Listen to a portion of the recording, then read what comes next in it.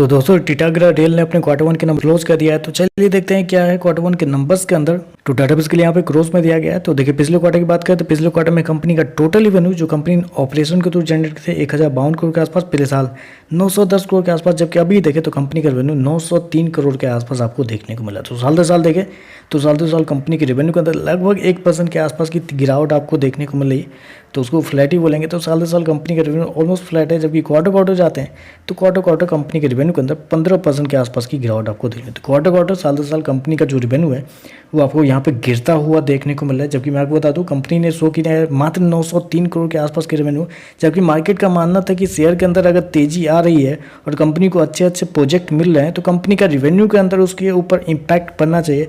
और मार्केट का मानना था कि इस क्वार्टर में कंपनी का जो रेवेन्यू है वो लगभग 1220 करोड़ के आसपास आता हुआ देखने को मिलेगा।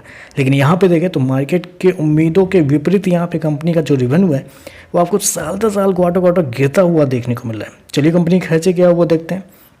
पिछले क्वार्टर में 955 करोड़ खर्च किए थे, पिछले साल 830 करोड़, जबकि अभी देखें तो कंपनी खर्चे 820 करोड़ के आसपास आपको देखने को मिले। तो खर्चे देखें तो खर्चे में कोई दिक्कत वाली बात नहीं, खर्चे ऑन एन एवरेज कंट्रोल में ही देखने को मिल रहा है।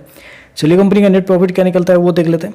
तो देखिए पिछले क्वार्टर में कंपनी का प्रॉफिट 78 करोड़ के आसपास था, पिछले साल देखें तो पिछले साल लगभग 61 करोड़ के आसपास का प्रॉफिट, अभी देखें तो 67 करोड़ के आसपास कंपनी का जो प्रॉफिट है वो आपको देखने को मिल रहा है। तो साल दर साल देखें तो साल दर साल कंपनी के प्रॉफिट के अंदर एक हल्की सी तेजी आपको देखने को मिली, लगभग बोल सकते हैं 8 से 9% के आसपास का जंप आपको देखने को मिला।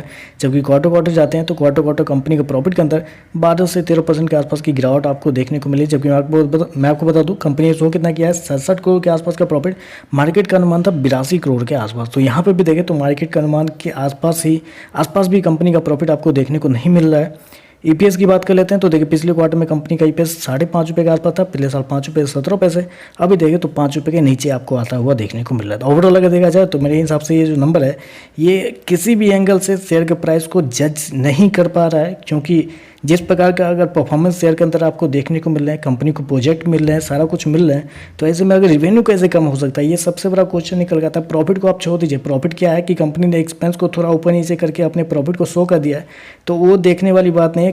देखने वाली चीज़ यहाँ पर यह है कि कंपनी का रेवेन्यू कहाँ बढ़ रहा है। अगर कंपनी को ऑर्डर मिल रहे हैं, कंपनी के पास ऑर्डर अच्छे हैं, तो रेवेन्यू के अंदर उसका इंपैक्ट पड़ना चाहिए, जो कि यहाँ पर क्लियरली देखने को नहीं मिल रहा है। कंपनी का रेवेन्यू आपको गिरता हुआ देखने को मिल रहा है। तो देखते हैं मार्केट कैसे एक करता है, लेकिन हो सकता है आपको 4-5% के आसपास की गिरावट आपको देखने को मिल सकती है।